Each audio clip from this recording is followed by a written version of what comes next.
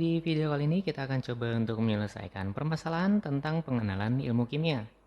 Nah, jadi yang ditanyakan, jelaskan secara singkat perkembangan ilmu kimia. Nah, ini kita coba jawab. Jadi sebenarnya ini cukup panjang, tapi kalau mau singkat, kita akan memulainya dari abad pertengahan. Jadi pada abad pertengahan muncul yang namanya ilmu alkimia. Pada dasarnya ilmu alkimia ini itu bertujuan untuk mencari cara mengubah logam menjadi emas. Karena pada saat itu emas merupakan logam mulia yang sangat mahal. Jadi orang berlomba-lomba untuk mencari bagaimana caranya mengubah logam biasa menjadi emas. Nah, ini adalah awal mula kimia. Jadi meskipun dia mencari logam untuk diubah menjadi emas, yang sebenarnya tidak mungkin, tapi pada dasarnya ini meletakkan dasar-dasar kimia modern. Sehingga pada kimia modern, yaitu pada sekitar abad 17 sampai 18, ditemukan yang namanya kimia modern oleh Robert Boyle. Untuk Robert Boyle, dia sebenarnya mendasarkan kimianya oleh riset-riset dari alkimia. Tapi yang paling utama, Robert Boyle ini berhasil memisahkan kimia dengan alkimia.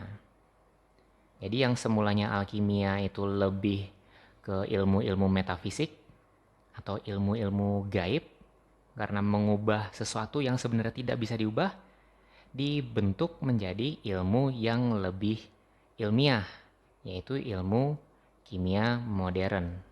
Nah, setelah abad 17 sampai 18, kemudian kimia modern berlanjut estafetnya di abad 19. Yang di sini itu melahirkan namanya kimiawan-kimiawan modern seperti John Dalton. John Dalton ini melahirkan teori atom. Jadi teori atom ini menjadi dasar untuk meneruskan kimia modern, karena diketahui bahwa suatu materi itu tersusun dari suatu materi yang amat kecil. John Dalton menyebutnya ini sebagai atom atau sesuatu yang tidak bisa dibagi-bagi lagi. Nah, kemudian di abad ini juga ada yang namanya Dmitri Mendeleev. Dmitri Mendeleev ini meletakkan dasar tabel periodik modern. Jadi dia yang pertama kali menyusun unsur-unsur ke dalam sebuah tabel yang teratur. Sehingga menggunakan tabel periodik ini ditemukan unsur-unsur yang baru. Jadi karena ada tabel dan ada bagian-bagian kosong, nah bagian-bagian kosongnya itu kemungkinan diisi oleh nomor-nomor atom yang sesuai. Dan ternyata benar ditemukan nomor-nomor atom yang mengisi bagian-bagian kosong tersebut. Nah, barulah ditemukan lagi unsur-unsur di dalam atom.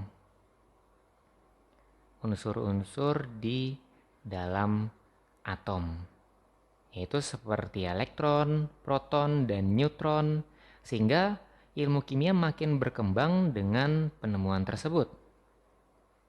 Barulah kemudian berkembang di abad 20 yang namanya kimia kuantum, yaitu kimia yang didasarkan oleh penemuan mekanika kuantum pada ilmu fisika.